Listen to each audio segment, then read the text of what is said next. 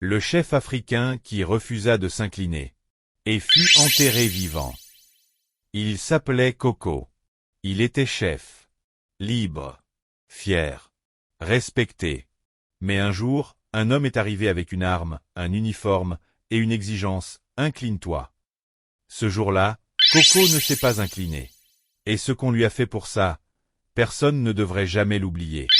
Voici la véritable histoire d'un homme que l'histoire a voulu enterrer 2 fois. 1.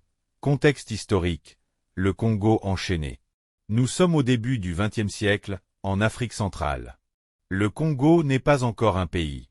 C'est une propriété privée. Oui, tu as bien entendu. Le roi Léopold II de Belgique s'est arrogé tout un territoire, comme on s'approprie une ferme. Des millions d'êtres humains, transformés en machines à caoutchouc. Les colons imposent leurs lois avec des fusils. Ceux qui ne livrent pas assez de ressources sont mutilés, fouettés, exécutés. Les témoignages de cette époque sont terrifiants. Mains coupées, villages brûlés, femmes violées.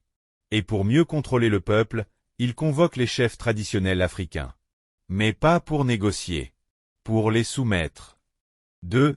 Un chef, un peuple, une ligne à ne pas franchir. Le chef Coco dirigeait une communauté dans le Bas-Congo.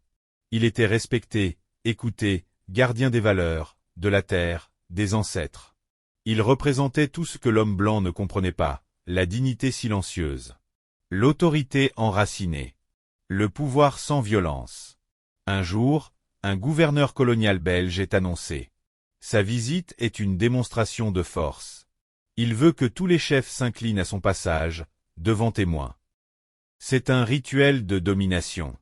Un message, regardez, même vos chefs se courbent devant nous. 3. La convocation. Première tension. Les chefs arrivent. L'ambiance est tendue. Certains baissent la tête par peur.